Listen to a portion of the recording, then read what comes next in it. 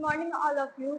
सबसे पहले तो जीएनसीसी की परिवार की तरफ से आप सभी को दशहरा और गांधी जयंती की हार्दिक शुभकामनाएं। तो पिछली वीडियो में हमने देखा था कि बायोलॉजिकल क्लासिफिकेशन को हमने कैसे डिफाइन किया था और उसको अलग अलग कैटेगरी में रखा था। तो ये नेक्स्ट वीडियो में हम देखेंगे कि हमने 6 कैटेगरी में हमने किंगडम मोनेरा को पूरे 5 किंगडम में हमने उसको डिवाइड किया था। पहला किंगडम हम पढ़ेंगे किंगडम मोनेरा। उसे हम किंगडम ऑफ प्रोकैरियोटिक भी कहते हैं। प्रोकैरियोटिक क्यों कहते हैं? क्योंकि उसमें सेल ऑर्गेनेलिज्म मतलब कि कुछ small parts of cell absent रहते हैं, इसलिए हम उसको प्रोकैरियोटिक बोलते हैं। अब किंगडम मोनेरा में जानते हैं कि क्या क्या उसमें रहता है, वो किस टाइप का है। तो इंक्लूड यूनिसेलुलर मतलब एक कोशिकीय, प्रोकैरियोटिक मतलब उसमें कुछ ऐसे पार्ट्स ऑफ सेल हैं जो एब्सेंट रहते हैं। ऑर्गेनिज्म मतलब कि किंगडम मोनेरा में जितने भी बैक्टीरिया हैं उनको किंगडम मोनेरा में रखा गया है। उनमें सेल वॉल क्या होते हैं? प्रेजेंट होते हैं। और सेल वॉल बने किसके होते हैं? पॉलीपेप्टिडोग्लाइकॉन के बने होते हैं। ये स्टार बना लेना क्योंकि ये इंपॉर्टेंट होता है, अक्सर एग्जाम्स वगैरह में पूछ लेता है। अब जानते हैं जेनेटिक मटेरियल, उसमें डीएनए प्रेजेंट तो होता है, लेकिन उसमें जो न्यूक्लियर मेम्ब्रेन होता है वो नहीं होता है, प्रेजेंस नहीं होता है। वैसे ही वो बेस्ट पड़ा होता है साइटोप्लाज्म में। अब जानते हैं मेम्ब्रेन बाउंड सेल ऑर्गेनेलिज, वही मैंने बोला जो membrane bound of cell organelles मतलब कि कुछ ऐसे स्मॉल पार्ट ऑफ ऑर्गेनेलिज जो क्या होते हैं? एब्सेंट होते हैं।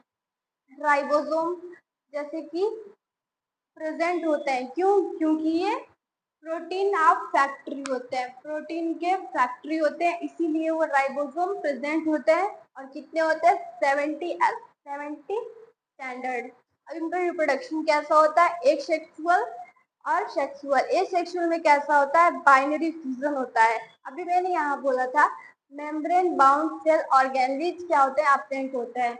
इसमें डीएनए तो प्रेजेंट होते हैं बट वो साइटोप्लाज्म में वैसे ही पेस्ट पड़े होते हैं। और हमारा माइटोकॉन्ड्रिया हो गया, न्यूक्लियस हो गया, ये सारे के सारे क्या होते हैं? प्रेजेंट होते नहीं है इसमें, बैक्टीरिया में। और ये क्या होता है? सिंगल सेल ऑर्गेनेलिज होते हैं, इसीलिए हम इसको प्रोकैरियोटिक बोलते हैं। अब जानते हैं कुछ ऐसे बैक्टीरिया और उनके शेप साइज के बारे में। यहाँ पे मैंने लिखा बैक्टीरिया। अब जानते हैं पहला बैक्टीरिया, SIG लिखा है ना, यहाँ पे लिख लेते हैं। SIG का मतलब क्या हुआ?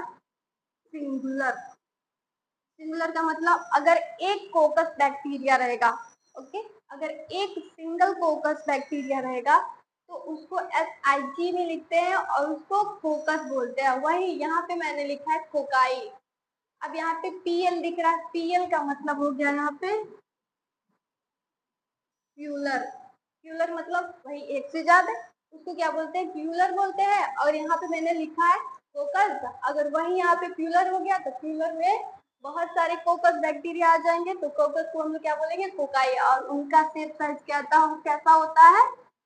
कुछ सर्कल टाइप का होता है, कुछ इस टाइप का होता है, इसलिए हम इसको क्या बोलते हैं? कोकस बोलते हैं। अगर सिंगल रहेगा तो कोकस, वही अगर एक से ज्यादा अगर आ जाते हैं बैक्टीरिया तो उसको क्या बोलेंगे? कोकाई। इनका शेप कैसा होता है? सर्कल शेप का होता है। दूसरा बैक्टीरिया जानते हैं बैसिलस। अगर सिंगुलर मतलब अगर एक बैसिलस रहेगा सिंगल तो उसको हम बोलेंगे बैसिलस।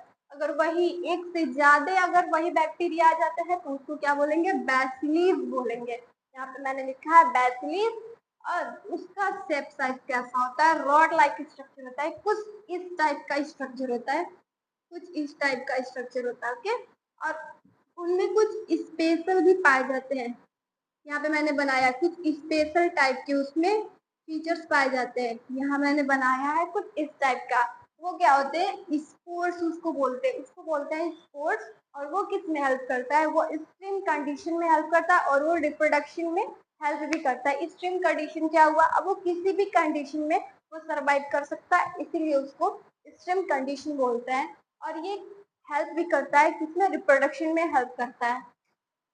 अब हम पढ़ते हैं तीसरे बैक्टीरिया के बारे में। अगर SIG अगर एक सिंगल स्पाइरलम रहता है, स्पाइरलम होता है तो उसको क्या बोलेंगे? स्पाइरलम। और वही अगर एक से ज्यादा आ जाते हैं बैक्टीरिया स्पाइरलम तो उसको बोलेंगे स्पाइरला।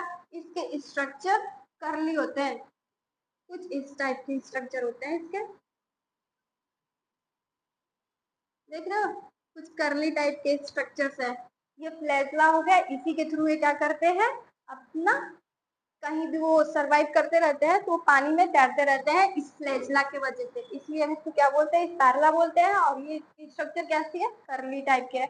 अब आते हैं चौथा, अगर एक सिंगल विब्रियम हुए, ठीक, तो उसको हम SIG और विब्रियम, मतलब एक सिंगल बैक्टीरिया विब्रियम है तो उसको विब्रियम बोलेंगे। अगर वही PL मतलब एक से ज्यादा अगर आ जाते हैं बैक्टीरिया विब्रियम तो उसको क्या बोलेंगे? विब्रियो बोलेंगे।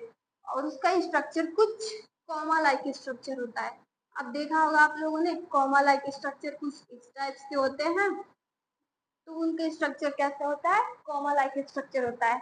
ओके, तो आई होप आप लोग को समझ में आया होगा। फिर भी अगर आपको इसके और आगे अगर वीडियोस पसंद आए और आप लोगों को और भी कोई टॉपिक जो समझ में ना आया हो और समझ में आया भी हो और उसके आगे अगर पढ़ना भी चाहते हो तो प्लीज़ आप कमेंट सेक्शन बॉक्स में कमेंट कर सकते हैं। Thank you so much.